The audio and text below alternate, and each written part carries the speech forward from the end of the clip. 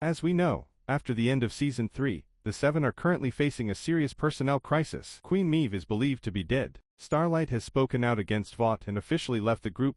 Supersonic was brutally killed by Homelander, and Black Noir met a similar fate. This means that the superhero team now has only three main pillars: Homelander, the ruler of the Seven Seas the Deep, and a train. On the other side of the battle, even though Butcher has only 12 to 18 months left to live, he has not yet disclosed this to the members of the boys. Now, Newman has been elected as the vice president for the next term, so the most important thing is to eliminate her as soon as possible. Additionally, Newman injected Compound V into her daughter, giving the girl powers. Despite adding Starlight to their ranks, there are still many dangers awaiting the team, especially Ryan's unsettling smile at the end of Season 3. On June the 13th, the first 3 episodes of Season 4 were aired. What exciting developments do they contain, and how will the journey of the Notorious Group continue? Let's find out right now.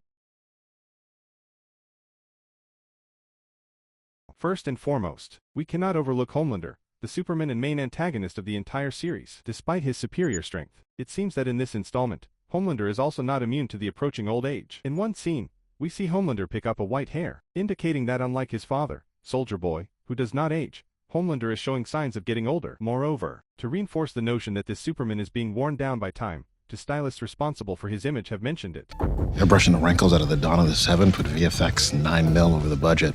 Sister Sage, a new superhero who has joined the Seven, has asserted that Homelander is experiencing a midlife crisis. According to Soldier Boy in Episode 7 of Season 3, he donated his sperm to Vought in 1980, and in 1981, Homelander was born. Thus, if the timeline of The Boys Season 4 takes place in 2024, Homelander is now 43 years old. If what Sister Sage says is true, the Superman is indeed going through a significant midlife crisis.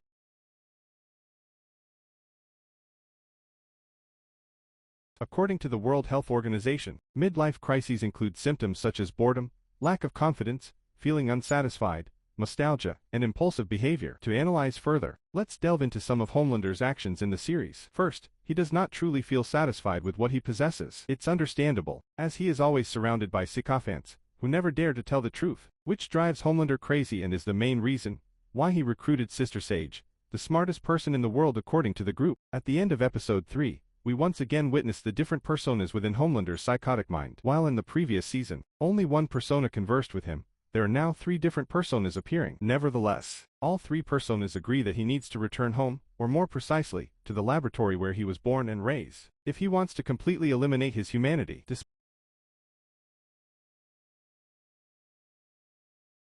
Despite the poverty and relatively few good memories, Homelander still has a museum preserving his own memories, besides a box containing white hairs marking the impact of aging on him. We also see a picture of Stormfront, with her ex-husband, Madeline Stillwell's milk bottle, and Black Noir's sword. This shows that, although not truly loved by many, the Superman still keeps memories of the important people who have passed through his life, or at least those who once gave him a sense of safety and happiness, even if briefly.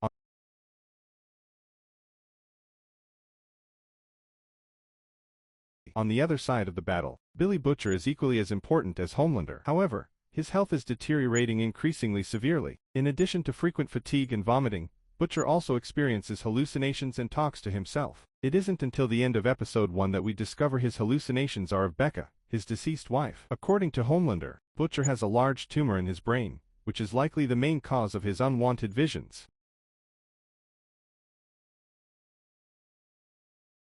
After the events of Season 3, the members of the boys no longer trust the leadership of their crude, rough captain, who prefers using his fists over talking things out. Under Maury's direction, MM has taken over as commander, replacing Butcher. In Episode 2, when Butcher reveals that he doesn't have long to live, the team unanimously decides to exclude him. However, MM's leadership abilities do not seem to be respected by everyone, leading to fragmentation and rifts among the members. Whether this will improve, or if Mallory will have to reinstate Butcher as captain remains to be seen. We will likely have to wait for the next episode for an answer.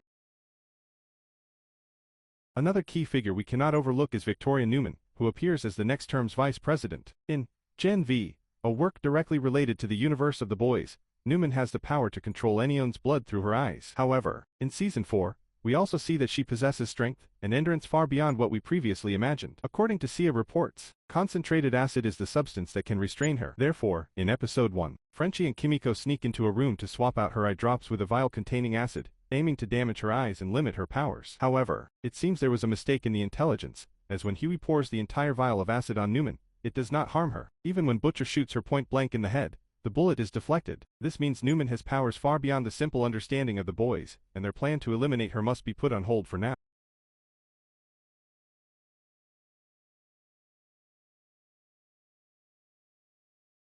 However, Robert Singer, the Secretary of Defense and a presidential candidate, believes that the primary mission is to eliminate Newman. Currently, his direct competitor, the supporters of superheroes, are leading in the polls. If they win, Newman will have a clear path to take control of the country in the next term. For this reason, while Singer outwardly appears to support her, he is continuously urging the CIA and the boys.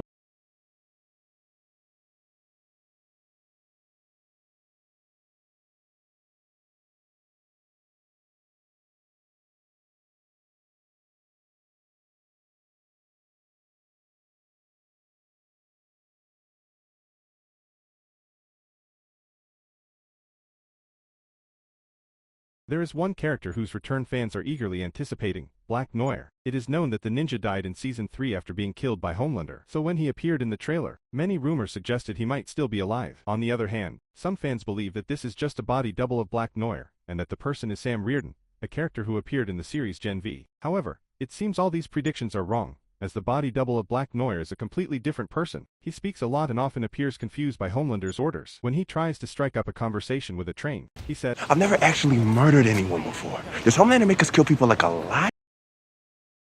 I studied performing arts at Godolphin. I did Cirque du Vaudeville in Montreal. This means that the real Black Noir is indeed dead, and the body double studied at Godolphin University, like Sam Reardon. Despite this, the true identity of the body double remains a mystery. Always regarded as a clean-record female superhero and a spiritual leader for the Starlight Organization, Firecracker, a new member of the Seven, reveals a completely different side of Starlight. It turns out she was once petty and jealous. According to Sister Sage, Firecracker is a perfect counter to Starlight for leading the Starlight Organization. It's highly likely that in the future, the truth about Starlight will be exposed, and she will face an unprecedented wave of opposition, not only from Homelander's supporters but also from people with neutral viewpoints. As expected, the ruler of the Seven Seas always provides the comic relief to balance the twisted and gory nature of the Boys series. After a tearful breakup with his beloved wife, the Deep is immediately called out in her autobiography, revealing his complicated relationship with an octopus named Ambrosius, voiced by actress Tilda Swinton. Now, Ambrosius can't meet the Deep freely and has to live in a hidden tank behind a wardrobe. Naturally, the Deep is still heartbroken over this, and to retaliate against his ex-wife, he even goes on live television, claiming Cassandra has psychological issues and once defecated on his bed. Sounds familiar, right? After being pushed to his limits, the Deep finally lashes out at Ashley, encouraged by Sister Sage. Their relationship even progresses further, which no one could have anticipated. Perhaps, a romantic relationship with the world's smartest person will bring many benefits to the comic relief of the series.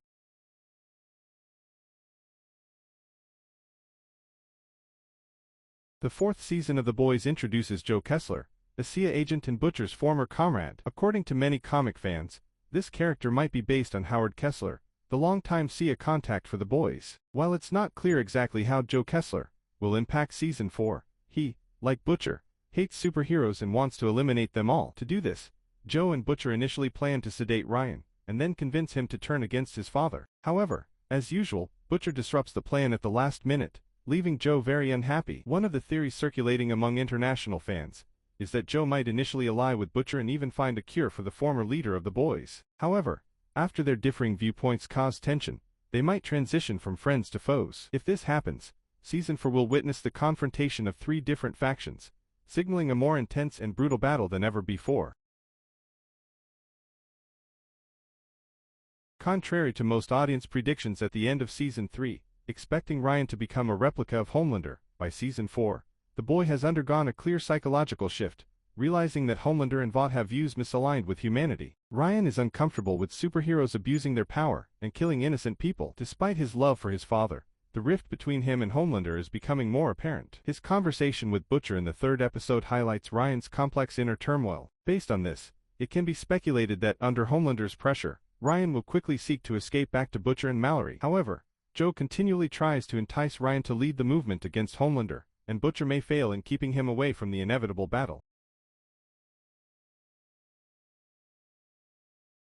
Unexpectedly, Frenchie and Kimiko's relationship does not progress further in Season 4. Instead, Frenchie makes a surprising turn by rekindling a complicated relationship with a boy named Colin, who works in the Starlight organization. From Episode 3, it is revealed that Frenchie killed Colin's entire family when he was an assassin under Nina. This dark past is what prevents him from moving forward with Colin, who is unaware of this secret. On Kimiko's side, even though she knows that she and Frenchie are not going anywhere, his new relationship still affects her mood.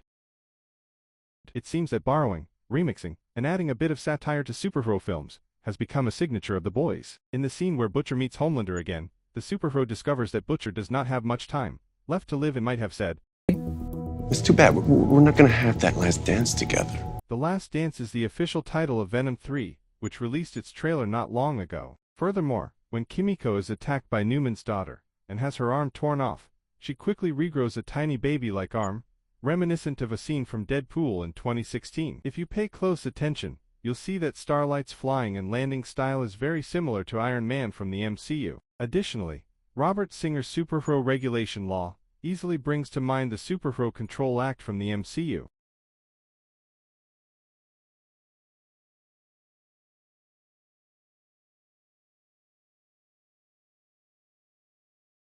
Racism has always been a controversial topic in the United States, and somehow, like the low-tier superhero Blue Hawk once said, in the eyes of filmmakers, crime often happens in black neighborhoods. No wonder the latest film about a train, themed around an athlete falling into crime and gradually finding the light under the guidance of a white coach, infuriates the speedster. Moreover, the director firmly claims an Oscar nomination for the terrible coach role, a sharp satire on Hollywood's tendency.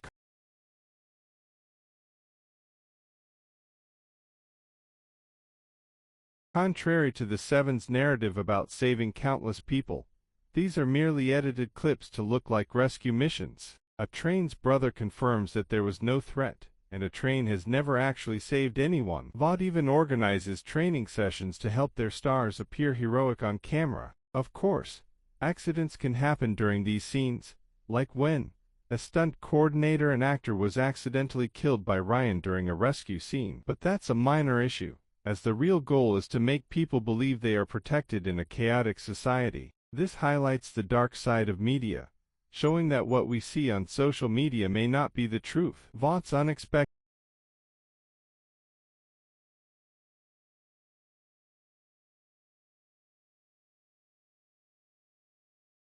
The biggest surprise in Season 4 is the appearance of Daphne, Hughie's biological mother, who left when he was only 6 years old. In Episode 3, she reveals that she suffered from postpartum depression and one day, unable to endure the domestic life, disappeared, abandoning her husband and son. However, she and Hughie's father have been in contact for the past 1-2 years, making her delayed return puzzling, especially since this happens after Homelander recruits the world's smartest person to the team. If this is a plan to deceive Hughie to extract information or something, considering how MM was successfully trapped by Sage, there's no reason to trust that Daphne's return is solely out of love for her family.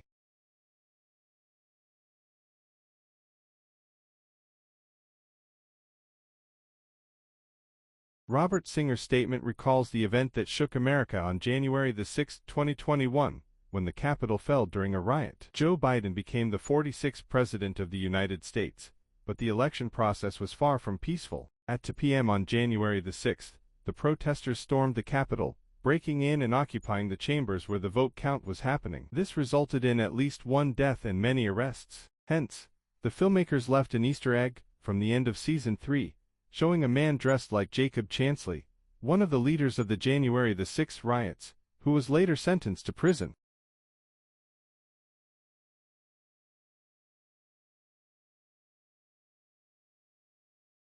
In the beginning of Episode 1, when Kimiko pushes a food cart past the van carrying the boys, we see the words, Mr. Marathon Catering. This is an interesting Easter egg because in the comics, Mr. Marathon was the first speedster of the Seven before being replaced by a train. Also, in Episode 1, Newman references War Games, a 1983 film when she says everything is meaningless if Hughie and she continue to destroy each other. For those who don't know, War Games is a movie about nuclear weapons, showing that attacking each other leads only to massive destruction. Another notable moment is when Homelander introduces Newman with the slogan, Girls get it done in the White House. Girls get it done.